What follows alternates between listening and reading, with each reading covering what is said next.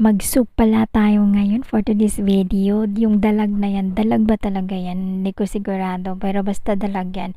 Tapos lagyan natin ng watercress kasi ito yung pinaka main ingredients. Ito yung very traditional na soup ng mga Chinese.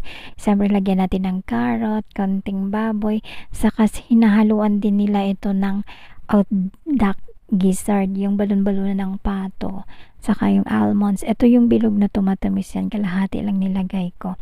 Saka yung kumpag ko na, yan, nagpakulo na pala ako ng tubig, tapos nilagay ko na doon yung mga matitigas para mabilis silang lumambot. Ayan, habang naghihintay yung dalag na prituin ko. Ayun, mukhang galit nga sa akin yan eh. Kasi kanina, niglagay ko, at palak-palak pa yan nga, takot nga ako kasi talsikan lahat mantika eh.